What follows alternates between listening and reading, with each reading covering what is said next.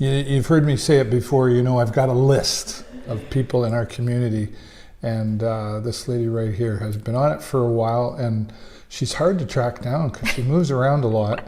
But I caught her outside of, I think, coming out of Blackwater Coffee the other day, and I said, hey, we got to chat. Courtney Levert, thank you so much for giving me your time. Thank you for the opportunity, yeah. Yeah, you're welcome. I mean that, too. You're a busy gal. Yes. And by choice, so. Yes. Right? Very much. Let's start. Are you from Sarnia? I am from Sarnia, yes. Yeah, born and raised. Born and raised, went away for university, went away for traveling, and then came back. Oh, yeah. Where'd you go to university? Western. And you took? I am a nerd, so I have an undergrad in sociology, thanatology, criminology, and then I went back to Lambton College when I had the salon for some other courses as well. So, yep. Smart gal you are. Yeah, I like school, yes. Yeah, but you're a learner. You like to learn. That's right. And we're going to talk about, and you like to grow. That's right. Right? Yeah. Do you, and I'm asking this for you, do you exercise at the gym? Do you physically exercise? I actually hate working out. So I have a trainer plugged into my calendar twice a week, because if I don't have a trainer, I will not do it. Right. So it's something I'm doing more for my health as opposed to wanting to do it. So, there's an expression, champions do what needs to be done. That's right. Even if we don't like doing That's right. Like, yeah. I think the hockey players, the big hockey, the NHL and baseball, I don't think they like to go to practice. Right. They just want to play the game. That's right. But that's not how it works, right? So is that kind of the same thing? Yeah, for me it was, I had to start accepting I'm getting older. So things were starting to hurt, and dealing with that pain management was the first issue. And then now I'm just doing it a little more. This week I started training on running again. I used to be a sprinter when I was younger. So that's a new challenge that I'm doing this week. Yeah. So were you an exerciser in, like, say, high school? I was a gymnast growing up. Oh, wow. So hence the pain in all my body nowadays. So you were flipping around? That's there? right. Wow. Yeah. So how did that get started? Let's talk about that, because that's something I think I've been to tournaments where I've live streamed them, and it's a very young age, I think, that gets started. Yeah, I think I started at like 3 years old. Yeah. And it was just a matter of strict routine, and I think that's what helps me with my life today is that strict routine, right? So I was doing it usually 4 days a week, and that was just part of life. So that was that mom that said you're going to do this, or did you express as a 3-year-old, like, were you? I don't know. I don't remember my childhood very much. Oh. So I think it was my mom that put me in it, but yeah. You don't remember your childhood much. Can we touch on? Is there a reason for that? Yep. I do a lot of therapy trying to figure that out. It is a matter that I do block out a lot of my childhood, not sure really why, and I do, again, do a lot of therapy trying to dive into why. Some experiences that you're not sure about? Yeah. Interesting. So I think therapy's great. And especially the internal family systems, it's a really great way to go about it as well. I've done EMDR. I just saw a psychiatrist last week, actually. So there's lots of things that I do for mental. EMDR, I've recently, thanks for sharing that. Yeah. That's important for people to hear, because I think there's a bit of a label, stigma on, we don't like to ask for help to begin with. Our team is huge on mental health. Yeah. We pretty much all have therapists. I do take antidepressants, and venlafaxine is actually for antidepressant and anxiety. Really? And it was life-changing, and I wish I did it years ago. Yeah. But yeah, you're right, it was a stigma for so long. Still a little bit, I think. That's right. But every conversation I have with people here, that comes up, mental health. That's I used to have to bring it up in conversations. Now it comes up. And I think some people watching are probably going to be a little surprised. Absolutely. At that, because you're a very confident woman, person. You're successful in business. Like you got it going on, I guess, would be the way to go. And then for somebody to hear that, you'd be like, really? Yes. You have struggles. Absolutely. Yeah. Yep. I was very, very depressed, actually. And it would always come out at the weirdest times, like my move-in day of my brand new beautiful house I just built on the lake. Right. I was at my lowest. And it was those moments that I'm like, okay, something's got to give. I got to make a change here. Yeah. And even the antidepressants that I'm on like the lowest dosage, but life-changing, and anyone around me sees Is that it. right? Yeah. Interesting, because I have mixed feelings myself personally about like I don't even like taking my metformin or my Ramapil for my blood pressure. I don't even like taking Tylenol for a headache. Yeah. And like this, it was a really big mindset change I had to do, but it's changed all aspects of my life. Like I can focus better, I feel better, I'm confident. I mean, I've always been confident, but I don't want to kill my husband on the regular, right? So, like the littlest things don't set me off, right? It's just a matter, and like I work a stressful life. I run multiple businesses, I'm constantly doing things, I'm traveling, I'm running the team, right? So it's not a life for everyone, and to be able to manage all that, your brain is constantly going. So to learn to calm that down was obviously difficult. And yeah, if I knew this years ago and I took these years ago, I've probably been way better. Imagine where yes, you'd be, right. You've heard of the noise then, right? You try to get rid of the noise. Like That's Steve Jobs was an example of like 18 hours in a day was focus and the rest was sleep. Everything else was noise. Elon Musk has no noise, apparently. Right. Whether you like him or hate him, it doesn't matter. I love Elon Musk, actually. Yep. I'm a fan too. Yep. We're gonna. The comments are showing up now. Oh, there we go. Right? But it's true, right? To try to get rid of that noise. You say multiple businesses. I think most know you as, Platinum Properties. What other business can you share that you look after? So I actually just got rid of my property management business. My husband and I made that decision that that was one that was taking up too much time and negative energy, and I wanted to escape the negative energy. Right on. So we got rid of that recently. We were running that for a few years. We run multiple properties. Like I've owned properties since I was 18. I've done the rental game for almost 22 years now. Is that right? Yeah, so I started that very young. And I love my own rentals, but then dealing with other people's was not as fun because I have that connection with my tenants. So I do that. I do coaching as well for real estate. I do training with real estate. I sell real estate and then we run the team, so I'm here coaching as well. But I also do one-on-one coaching for any agents. I travel and I speak as well. So there's a lot of different things that I'm doing. Yeah, good for you. Yeah. That's exciting to hear. I mean, I knew you from kind of a different world. Kind of the bar world. That's right. Right. We all start somewhere. Right. And to hear all the multiple streams of income. That's right. Is the key, right? I have a number in my head. I think we probably read a lot of the same books and stuff. We're on the same page here, but what's the number for, you got to have X number of multiple streams of income?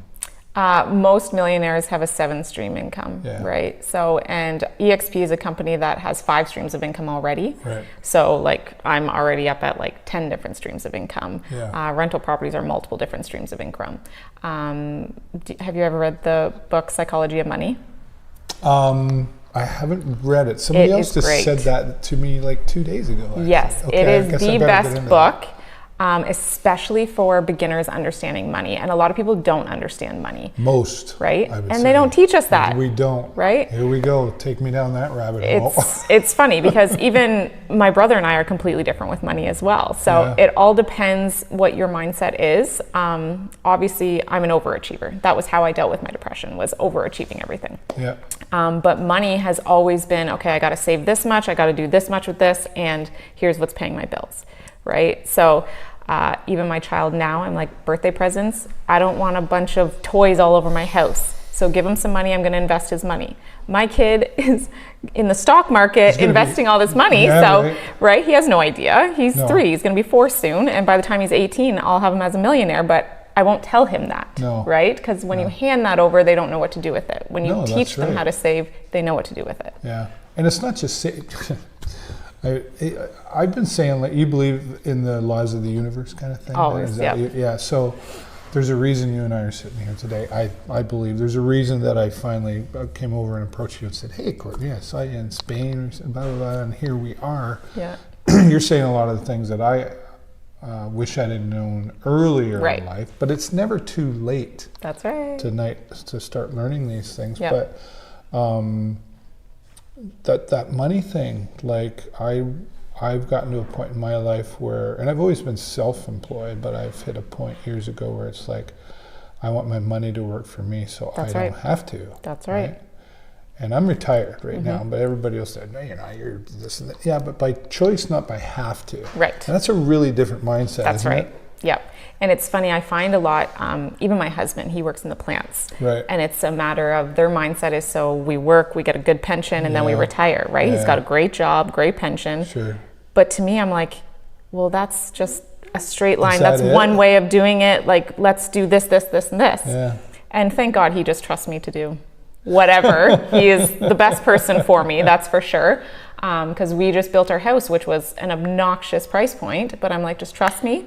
We can do this. It's going to be tight when we do it, but it's okay. It's going to work out. Yeah. So it's, and it has. And we're still able to keep all of our properties. So now we're fortunate enough to own 2 lakefront properties because of the way I've arranged our money. Right. So, yeah. Where did you learn this? Was this mom and dad? You know, it's interesting.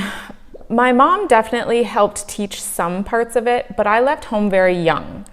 And speaking with one of my therapists one day, she said, you know, are you all about success and money because you were broke at some point? And I said, no, but I did leave home young. And she goes, okay, so you were broke at some point. And then when she said it to me, I was like, okay, yeah, maybe I was. Like, I had an apartment on Roger Street.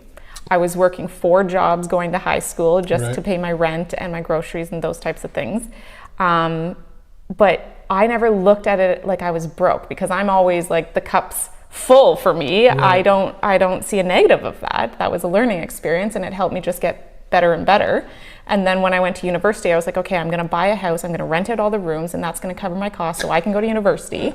And in my head, I'm always thinking one step ahead of how can I get this cost covered, right? So that was always my thing with money and just figuring it out, I guess. Yeah. Yeah. But like some people say, oh, she's a born entrepreneur. But I don't think you're born an entrepreneur. No. I think, would you agree that being an entrepreneur is a skill and it's a skill that can be learned? Yes and no. Okay. Actually, part of our meeting just before you was you have to fully take care of your mental health to be an entrepreneur. And some of the millionaire billionaires that I train with, like I was just with John Lee recently, and that's one of his first quotes too. Any of those guys, they know your mental health is number one because being an entrepreneur makes and breaks you nonstop.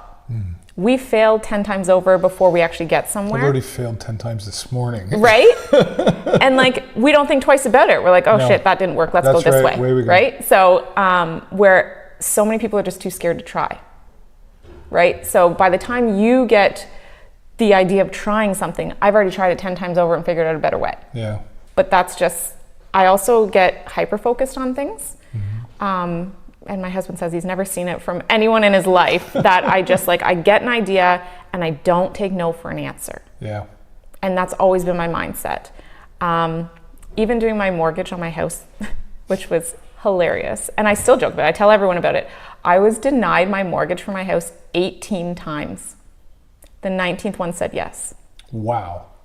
And I was not taking no for an answer. Someone was going to give me my mortgage, but the issue was no one wanted me to keep all my other houses. And I was like, I don't care. All my other houses pay for themselves. Someone is going to say yes to me. Yeah. And they did, You finally. manifested that? Yeah. Yeah. But I don't know. I've never taken no for an answer. I was probably a very difficult child, I'm sure. And I see it in my own child now. So, payback. Yeah. But yes. Yeah. Wow, that's amazing. Yeah. Let's talk about that. How did you meet your husband? That's a funny story. Okay, we got time. He was part of a friend group, and he was kind of watching in the background of my relationship falling apart. Okay. With someone else who was not good to me. And then finally took his step in there, and he kept knocking on the door, and I kept saying no, and finally I gave in, and we met just when COVID started shutting everything down. Oh. So it was an interesting time and a funny time. Like, we just decided, you know what? Okay, fine. You want to hang out? Let's hang out. Let's go out west. Everything's shut down. There's nothing better to do. All we could do was go for walks or go for sea-doo rides and those types of things. Let's go west. So we flew out west. We grabbed a camper van. We traveled all out west, and that's where we fell in love. And that's amazing. We've been together ever since. So, yeah. I like how you say we fell in love. So it wasn't a love at first sight. Not at all. You made him work, didn't I you? definitely did. Yeah. I definitely did. Did he make you work too? No. Yeah, I am so fortunate. My husband loves me so much. And, you know, everyone around me knows he's probably the only person that would ever put up with me. Like, I'm a lot, and I know that, and I'm fortunate he does put up with me. Yeah. Are you high maintenance?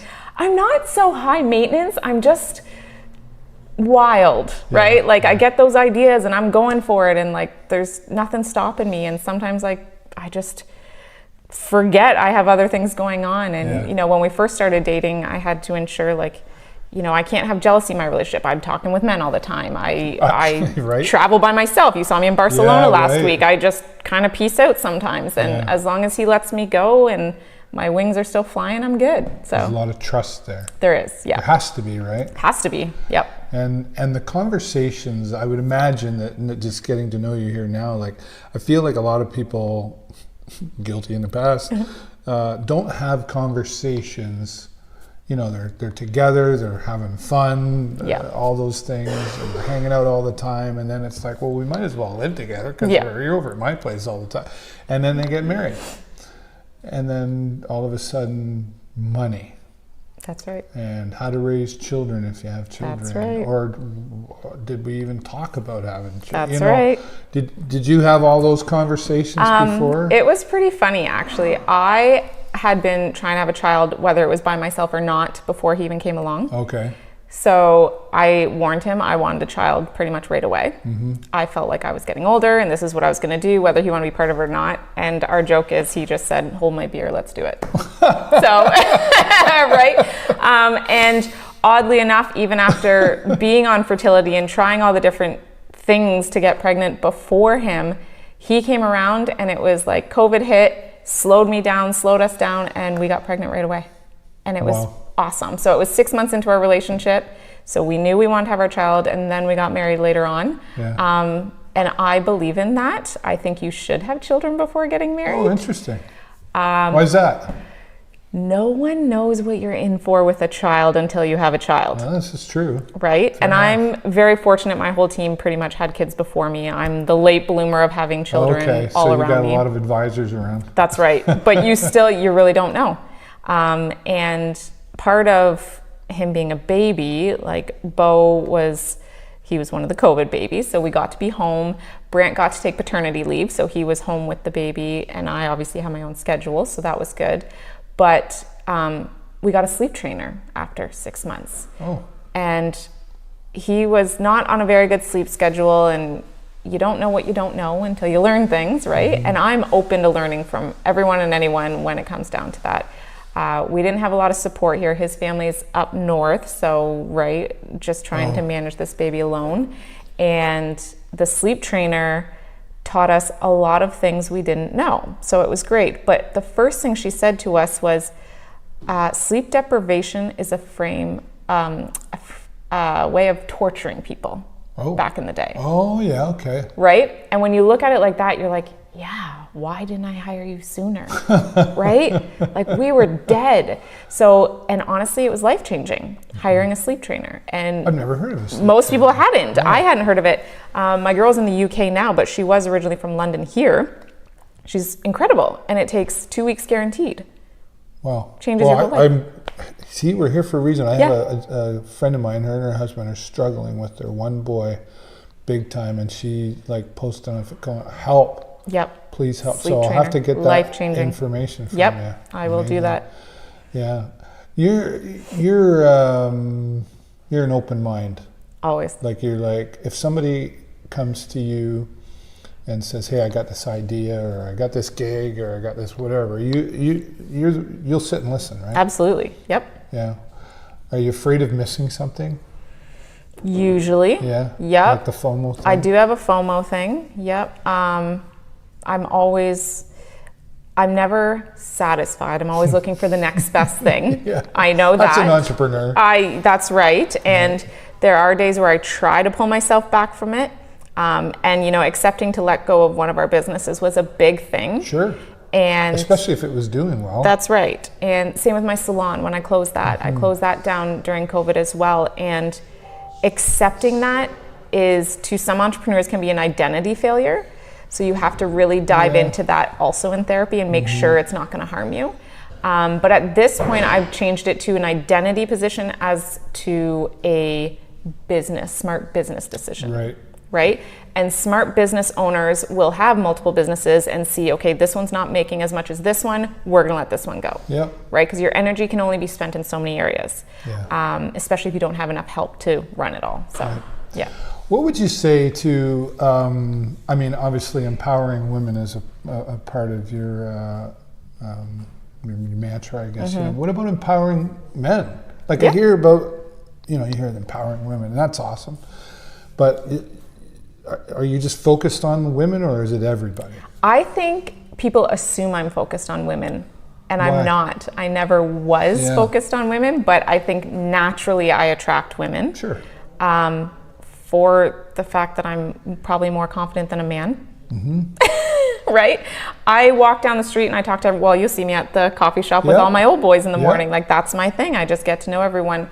Where I think it's really important for women to understand you don't need to solely focus on needing a man. So that was part of my key. And I learned that very young. So when I started real estate and I opened the salon at the same time, that was because I wanted to have dual income without needing a man.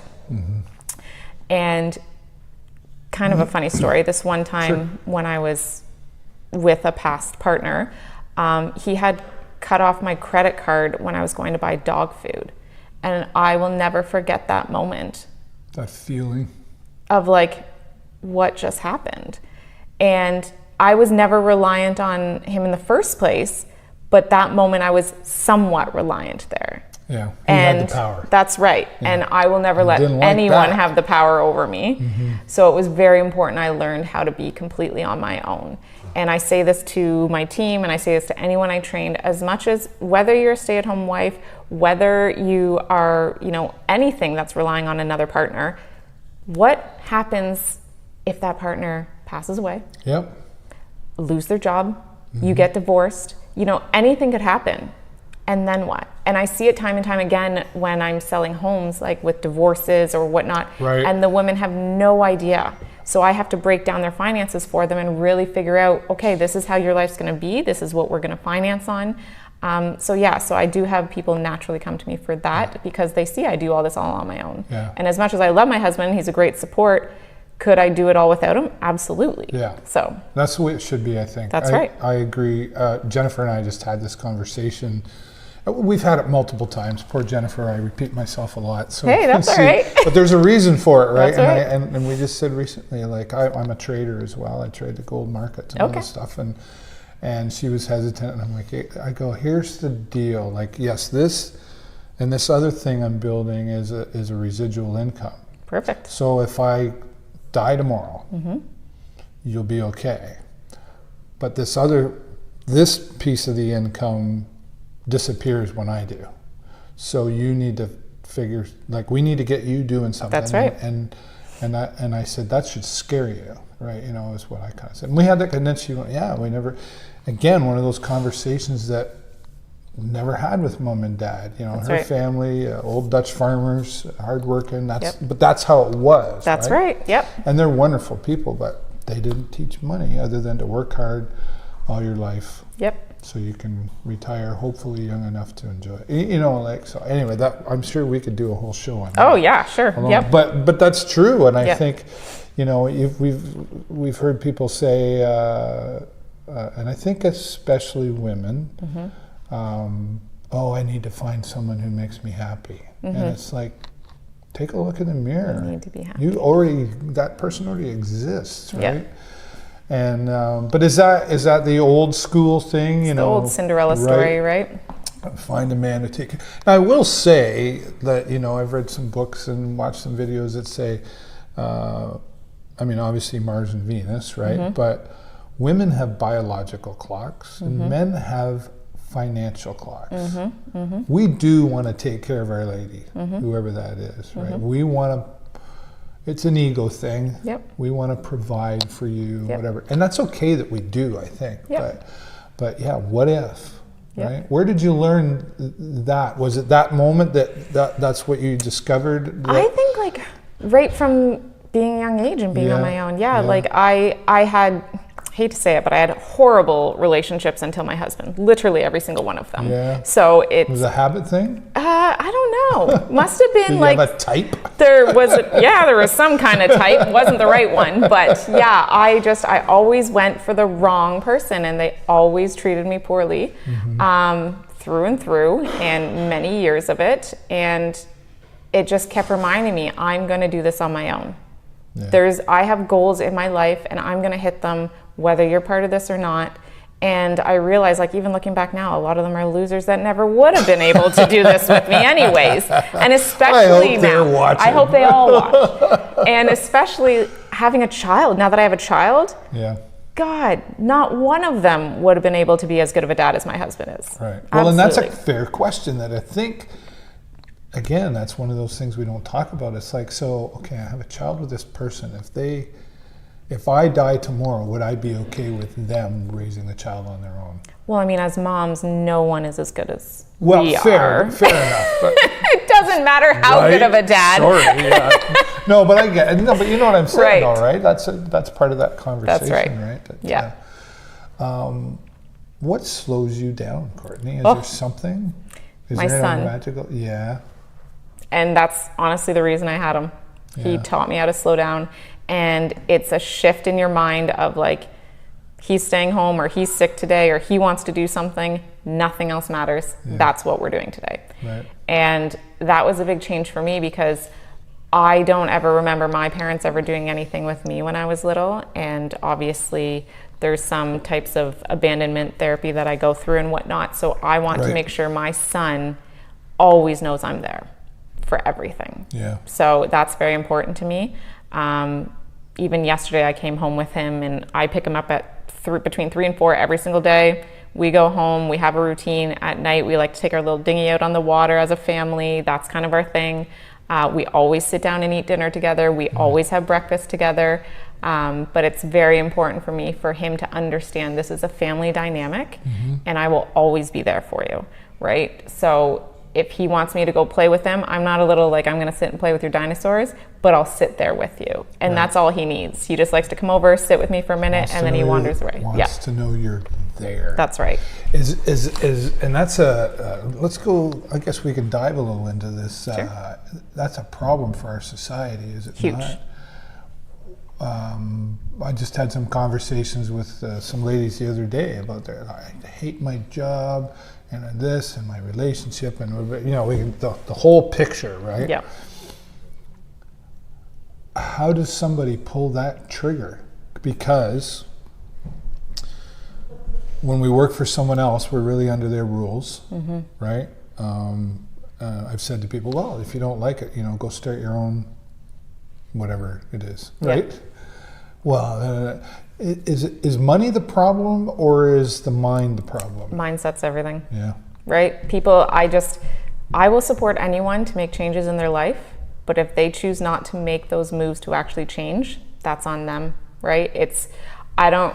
I hate to say it, but I'm a very blunt person, and I don't have a lot of time or patience for people that, they're going to complain, but do nothing about it. Right.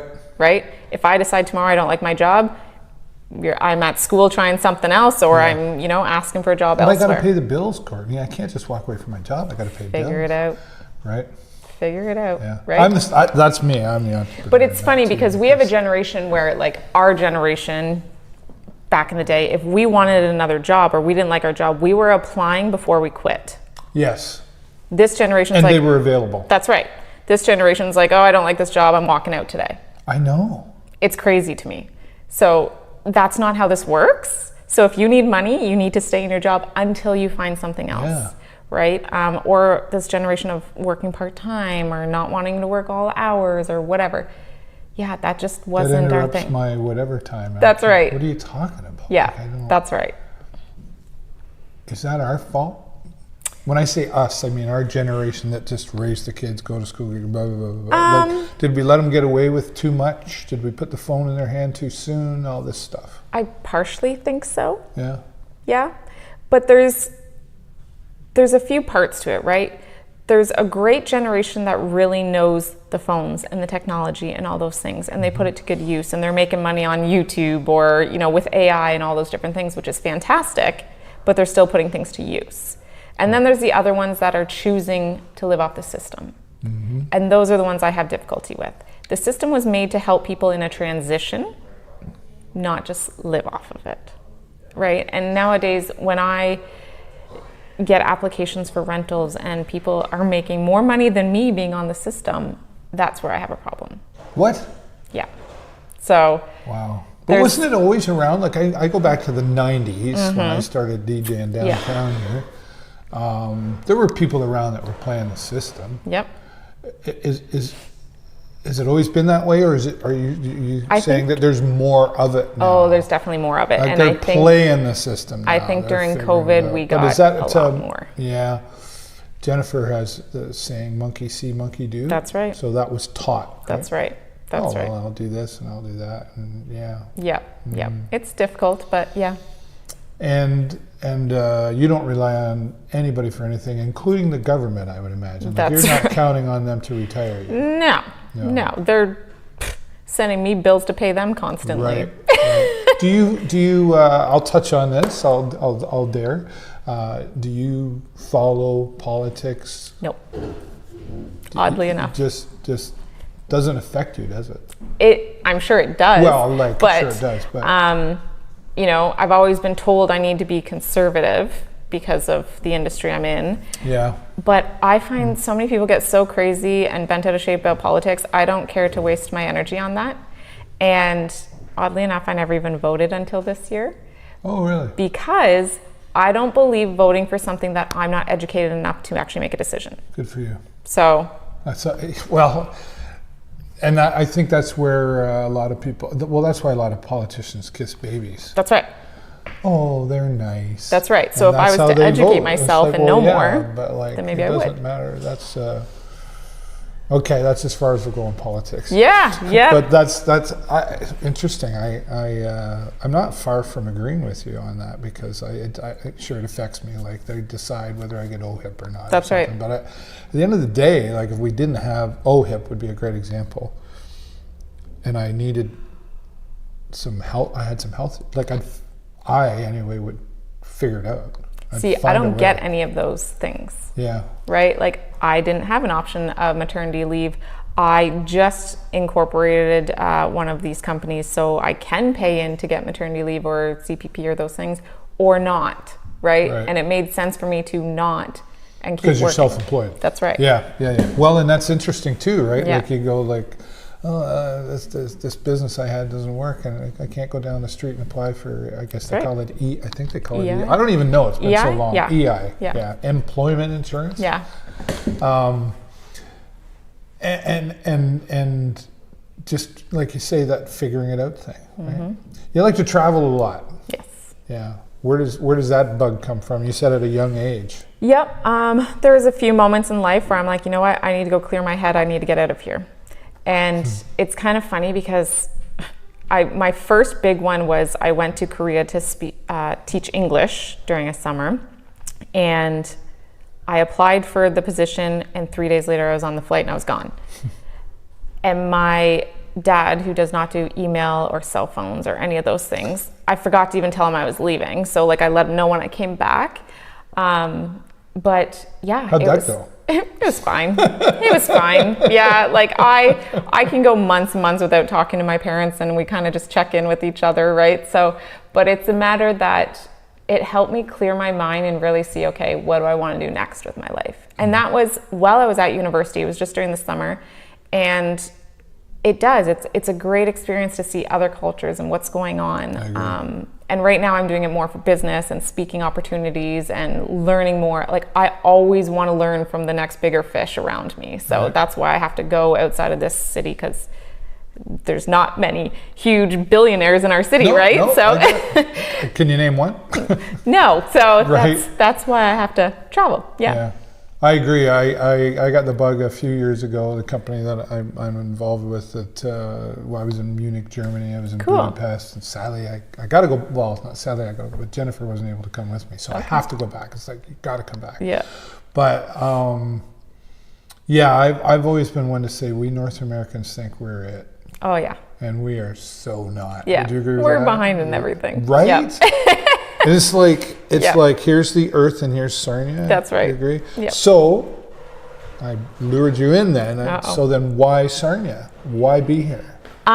So interesting. I traveled all over, and I always thought I was going to end up living in California. Oh. That was always my goal. I had a lot of big aspirations for that. And then I realized when raising a family, Sarnia is actually the perfect spot, right? It's beautiful, it's on the water, it's cheaper, starting to get a little more expensive, but it was ideal for raising families. However, the way things have changed with the drugs in our town and a lot of that has really opened my mind up to changing that again. And when I was at my most recent conference in Barcelona, I was speaking with some of our Dubai representatives, where there's no taxes and you can live like a king there. Yep. And it's super safe. And I came home and I said to my husband, what do you think about moving to Dubai? And the good man he is goes, well, my plant's actually in Dubai. Didn't even bat an eye to it, right? See, Right. and this is what I mean, my craziness, and he's totally And his fine with family it. here? His family is in Port Elgin area. Right, Yeah. yeah. So, but I always look at the opportunities, but I like to ground myself here. And finally being married and building my home and having my child really helped ground me as a family dynamic, which I felt I never had before. I never felt at home anywhere until I did that. So. And then you would have to be more remotely running your businesses, I think. Like that's a big decision because you've got a successful real estate company. Yep. And then what would you do over there? Same thing. Same thing? Yep. Yeah. I love that. It's just like, there's no hesitation. It's No. like, well, I'm working on figuring it out, or I don't know. It's like, no, we would just do it. I've looked at other countries before. That's and inspiring. I do. I just walk in and talk to the next agent and see where they're doing, what they're doing. But I also set up my life to know that if I wanted to retire, like my goal was to retire at 40. Right. And I'm only 2 years off of that now. So, and the closer I get to that, I'm like, I would never retire. I love what I do. I love helping people. I love doing all the things I'm doing. So I'm not working. There's no day that I'm working. I said it earlier, like I'm retired. Yeah. But I still. You're still doing stuff. I work with the Sting. I do this. I try, but they're like, you're not retired. But what is retirement? That's a good question. I see retirement as being able to sleep in and like do whatever I want in a day. Yeah. Right? But then I remember I have a child. Right. You And you don't sleep. Right? Even if I was to turn 40, he's only going to be, 6 years old or 5 years old still. So it's just, that sleep-in phase is never going to happen. Yeah. So, these are really good, by the way. Just Yes. interrupt. This is the tropical. Where did you get this? from the River Run Brewery. Yeah. This is water, Super good. and it's delicious. Yeah. Coming for you. There you go.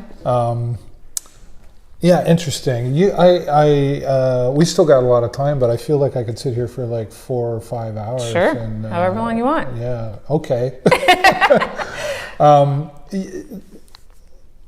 You're traveling. I think when I spoke to you outside the door here, you had just gotten back from Spain. You just mentioned it, and you didn't feel safe. I think. It was. I was surprised to hear that. I'm like, I'll go anywhere, travel by myself anywhere, no problem.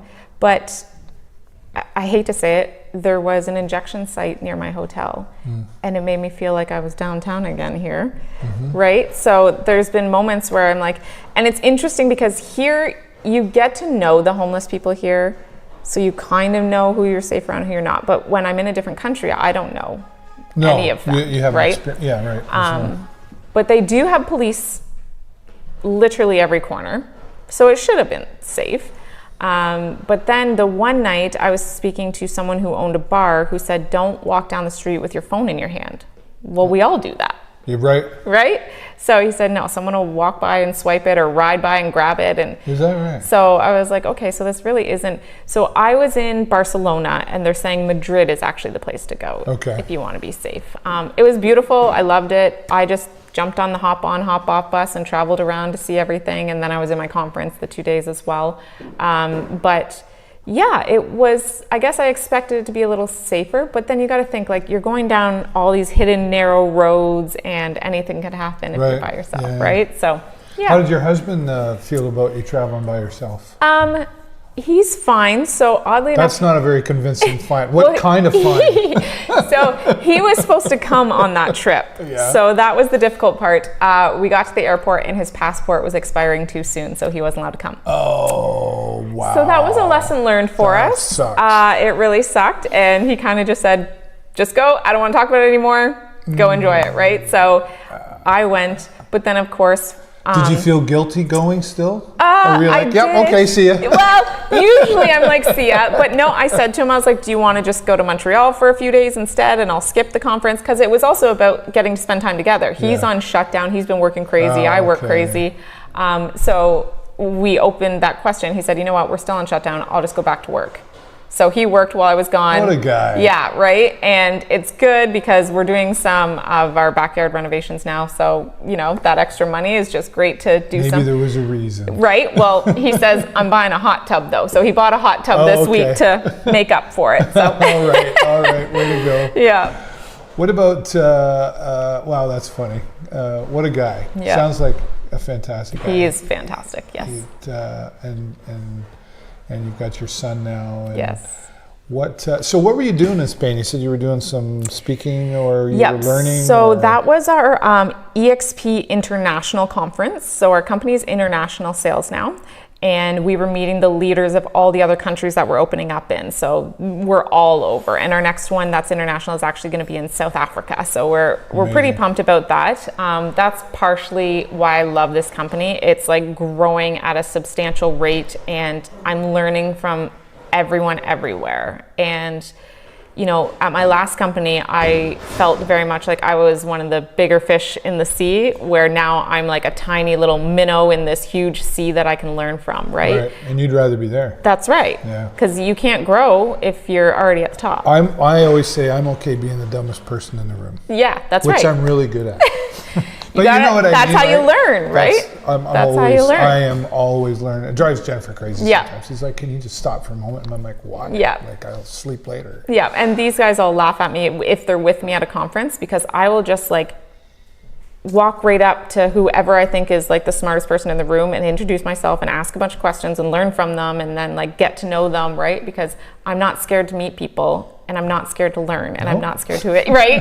I'm not scared to know that I am below this person, and the only way for me to grow to this lifestyle or whatever it is that they have, I need to learn from them. It's interesting because I've been, when I was in Munich, for example, a big conference, there were 6,000 people in the conference, and we see the people walk across the stage and we're going, oh, I want to do that. I don't know, it's a bit of a show too, right? But I stand outside hallways waiting for them to come out and go, hi, I am, and thank you, and start a conversation. I've only ever had one experience where they kind of snudged me, but I think they were late for an airplane. Okay, fair. Something. And they go, okay, fine. But they're just people. Yeah, that's right. But they're people who learned a different way of thinking. Like I heard a good one, if you want to be wealthy, think like the wealthy. That's right. What was your biggest takeaway from that trip? What did you? John Lee blows my mind every time. Every time. So I went from that trip and then... For who doesn't know who John Lee is? Yeah, so John Lee, he was one of the digital creators of Harry Potter. Yep. So like that in itself. He was a multi-millionaire by, I think, age 26. He's now, I believe he said 44 the other day, and just like crazy impressive every time I talk to him, and so down to earth to really break down the steps. So I just did a 3-day course with him on the weekend. So I don't know if you saw some of my posts, but I had my earbuds in while I was learning and taking Bo to the park and taking Bo for ice cream, but I had to stay on this course. And I learned a lot even in that 3 days. And then there's actually a financial side to that as well that they were training on. And I'm going to be doing a 12-week AI certification course with him. Nice. Because the world is changing to all AI, and at the end of that I'll be able to be an AI consultant for businesses as well. So it just helps, I mean, anything AI helps every business. We're so sitting here together for a reason. Yeah. I probably used ChatGPT 250 times before I got to you this morning, at least. It's the best. And honestly, it helped me with, I mean, I've been an interviewer for a long time. I'm good at it, but I can get better at it, right? Yeah. And I just, okay, so I'm going to meet Courtney. She's this and that. And can you give me a few, just help me out here. That's right. Yeah. I have my own personal secretary now too. There you go with ChatGPT. Yeah. Yeah. Oh, it's amazing. It's so great. Right. And yet it's funny because. And affordable. ChatGPT is like the most basic AI that's out there. It's very basic. And everything else is based off of it, right? Yeah. So the 3-day training that I was doing on the weekend, by the end of it, I learned how to create an app. Mm-hmm. I learned how to make those songs that people are doing for like their anniversaries and their weddings. I learned how to, that basically the world is going to be 50% behind in employees for AI in the next few years. Mm-hmm. I learned, the different pivots of where we were making money along the way, and I'm very fortunate. I did invest in real estate at the right time, and the one I didn't do was crypto. I don't know if you're a crypto fan or not, but we'll talk. I trade crypto every day. Okay, so I'm considering doing this. Just hit an all-time high, by the way. I'm considering doing this. Okay. Just because they were very much about it. And we're about to have a big blip in it again. Mm-hmm. It just hit an all-time high yesterday. Okay. We went to 117, 118 US. Okay. So I'm not educated in it all, so I'll have to talk to you about that. So that's great to know. But yeah, real estate I invested in, social media I invested in, all these different things. Once in a while, my assistant steals my credit card because she knows I start going crazy when I'm learning things and new programs. I need to buy this course. That's right. So like last year. Don't explode your brain. That's what I do. And then I got to take myself back and be like, okay, I don't need another business of how to write songs, right? It's stuff like that. So, but he's just mind blowing. And if there's anyone to follow on social media, it's John Lee for sure. Yeah. I'll have to, I'm going to take you up on that. Yep. What about Gary Vee? Do you ever heard of Gary Vee? No. He's huge. Gary Vee. Okay. He's very verbally blunt. You'd love him. Yep. And he would say, well, I'll have to politen it because this will end up on Kojiko at some point. But he would say anybody who doesn't have ChatGPT on their phone is an idiot. Yep. And anyone who's a business owner who's not using artificial intelligence is going to go broke. That's right. And those are very blunt statements because we don't want to wish that on anybody. That's but the fact of the matter is, like you go back to, like you could still type a letter on a typewriter if you wanted to, but you wouldn't read that letter when it showed up. You'd be like, what is this? That's right. So we have to, Grammarly. Yeah. There's artificial intelligence, our phones, autocorrect. It's all. What do you say to people who are afraid of it's like you hear the statement like it's going to take jobs? I mean, I have my answer to that. What's your answer to it? Retire. Yeah. There's lots of people, even in our industry, if you're not willing to start learning these things, you might as well retire now or join our team because our team does it for you. Right. So I've now learned I'm spending well over $30,000 a month on all the different programs and systems that we use because it's very important that we don't drop any single lead that comes to our team. Mm-hmm. So we have someone that's on AI talking to them the minute they come in until we have the chance to jump in, which has to be within 5 minutes. Really? And once we jump in, then the AI stops and we can convert with them ourselves. And then when What do you mean? Like when I walk in here? So if you message online saying like, I want to see this house. Oh, I see. Okay. That's AI. AI is going to have the conversation with you until we pick it up. So nothing is dropped. I have to try that. Yeah, it's very interesting. And it does better than us. And then right now it goes back to like even our stale leads that are in the past that weren't ready to buy. It's converting with them again. But wait a minute, Courtney. I want to talk to a real person. Yep. And I don't want to do any of that. That comes back to the whole like, press 1 for this, 2 for. I just want to talk to a real person, but that's. So it's interesting because they're usually texting, because people want to text instead of call these days. Yeah. So the ones that are texting, it straight up says, "This is Courtney's assistant. How can I help you today?" Right? Or it's actually not even as basic as "How can I help you?" It's literally having better conversations than I even would. And then at the end of it, if it asks to talk to a real person, I'll say, I'll have Courtney call you right away, or someone from the team call you right away, because our team knows. Yeah, we have a 5-minute rule. The minute a lead comes in, we have to call within 5 minutes. Conversion rates make sense with that. Our programs are all AI done. We have automations that email, we have automations that text, we have literally everything is AI. It's amazing. Yeah. Yeah, I know I'm not even using it to full potential. I keep saying I got to do more. I'm teaching some of it to some businesses as well, and it's like I have to constantly keep myself updated, and I've taken some courses, and but yeah, if we don't use it, like I like that. Yeah. Retire. Right. I say, is it going to take jobs? Yep. If you don't learn AI, it'll take yours. The same way the secretary receptionist, if she didn't learn WordPerfect, that's right, or Word or PowerPoint or all those, if you don't learn the tool, it's just a new tool. Yep.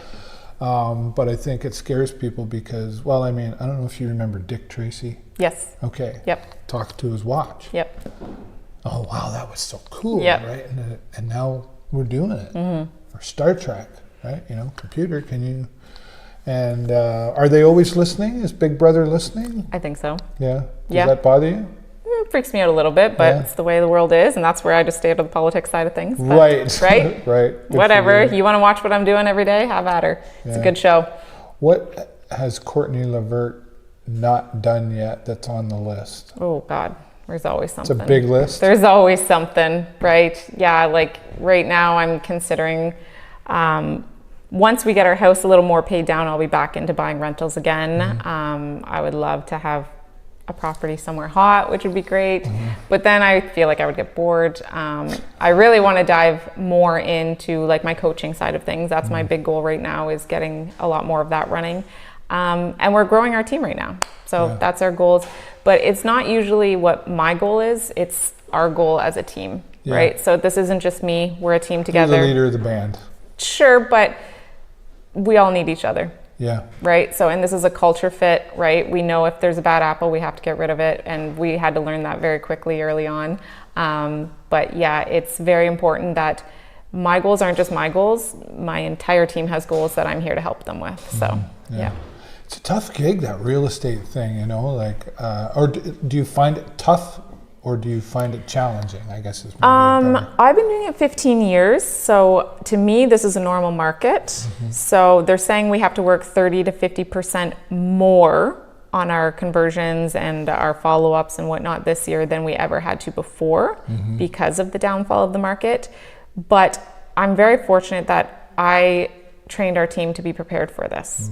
Right? So COVID was not a realistic market, right? No. Canada had 120,000 agents start during COVID and 90,000 of them got out of it. Not to take away from a real estate agent, but a 12-year-old could have sold a house. That's right. We were throwing spaghetti at walls and everything was sticking, and it was an unfortunate time in my opinion, right? Because I was throwing buyers in houses that I didn't love doing. I want to know that they're buying the right house. I want them to have time to think about it. I want them to be able to do a home inspection and know I can get one, just give me one. That's right, and right? Then like interest rates go up. That's right. Where are they now? And those are all the calls we're getting now, that they're scared of what their new rates are going to be or what they're going to be. So I had that conversation early on. I'm very fortunate that I've only had one guy really lose on a house, and I was not his realtor when he bought. And he had put himself in a bad situation with a high interest rate during the low interest rate time. Right. So of course that was a setup for failure. Totally. Right? Even when people get co-signers, like if you're approved for this much and you get a co-signer just so you can go to this much and then your interest rate changes, you're setting yourself up for failure. And you're going to hurt that other person too. That's right. But we also have a negative stigma with realtors of the ones that don't care, just do the deal. We call those people commission breath. Yeah. And then there's our team who actually cares, and we want to make sure we're setting you up for success, right? Yeah. If you buy a house, major purchase. Right? It's the biggest purchase you're ever going to do in your life. Yeah. And if we do it right and make you comfortable, you're always going to come back to us. Or you maybe buy a rental later on, or you refer someone. Our business is built on referrals, so we need to know we're doing that. What about though? That's great information, but what about like someone who, young folks, 25, 20-ish, that want to buy a house, but they're just they're finding it hard. Like when you hear the talk of, housing and all that, I can't buy a house. How's my kid going to buy a house? My kid's living in my basement because, what do you say to that? A lot of times I roll my eyes. Yeah. You kind of did when I started. Yeah. Anything is possible if you choose to actually do it. Yeah. Right? I was making $6 an hour minimum wage when I bought my first house at 18. So don't come crying to me that you can't make this possible. Yeah, but that was different times, Courtney. Totally different, right? Minimum wage is what, $17? I know. Right? So, but the thing is, and we have to tell our clients this all the time, so many, and I hate to say it, our young guys, they get in the plants, they buy $100,000 to $150,000 truck, they buy boats, they buy all these fun toys, and they finance them all. And then when they come to us, okay, I'm ready to buy a house, I say, okay, you have to sell all of that. All of it. What do you mean? Right? Those are my toys. That's right. Yeah. So, and if we educated people about finances early on, it would make more sense, right? You can buy a house with as little as 5% down. We can get creative funding for you. We can even get you the down payment, actually, right? So it is a mindset. If you really want something, you can set some money aside and do it. But if you want to buy a truck or a sweet car or boats or Sea-Doos or whatever else, which is fine, but totally fine. Just know that that's a horrible investment, and B, we can get you that after you get the house. Right. So, yeah. You're a nurturing agent. I would say you care, like your heart's in it. Right? Absolutely. Yep. I keep looking up over here, glancing as I'm talking to you from time to time, and I'll take pictures of this. But we've got mission, vision, and core values, right? And I feel like a lot of businesses leave those questions or those statements. They forget to have a mission, a vision, and a core value. And, EXP has been a great choice for you. Absolutely. Yeah. Yep. What was it that shifted you? And we're just almost out of time, but what was it that shifted you to EXP? Well, truth is going to come out here. China on our team. She is very much what we call a C personality. She's very calculated. She did our numbers at our last company and she said, we are spending way too much at this company. We need to go to this one. And I didn't even bat an eye. I believed her and I said, okay, if you want to go, let's go. Good for you. And most people don't know it was her that actually made the decision. Yeah. Not me. And because I'm not a numbers person. I don't watch those types of things, oddly enough. Oh, really? But once it was broken down to me, I had spent $65,000 at my last brokerage that year, just being at that brokerage. Wow. And our brokerage here is one of the only brokerages you can make 100% commission. You have stock shares, you have rev shares, you have opportunities for your retirement and your spouse, and there's just so many more opportunities here. Plus it's international. If you tell me you want to go buy a house in Mexico, we can sell you a house in Mexico. Is that right? Right? It's incredible. So the opportunities are just everywhere. Sold me. Yeah, right? They're everywhere. And the way we're publicly traded as well. So 50% of EXP's income has to be paid out to the agents. Wow. So last year it was $2.2 million was paid out to the agents. That's amazing. Incredible. It totally makes It really sense. is. Yeah. Courtney, I got to just bring this to a sudden halt because I'm running out of time, but I would love to do this again. And actually, I would enjoy, just forget the camera. Yeah. We're going to talk about some other stuff and keep going. Thank you so much for your time. Thank you so much. I appreciate this opportunity. Platinum Properties in downtown Sarnia here, Courtney Levert. And make sure you click the love button, and the share button is the most important. You know what I'm going to say, so we can share her story and everybody else I have here on the show. But as always, that's all the time I got for you this week. Have a great week and an even better weekend. We'll see you next time right here on the show. Bye for now. See ya.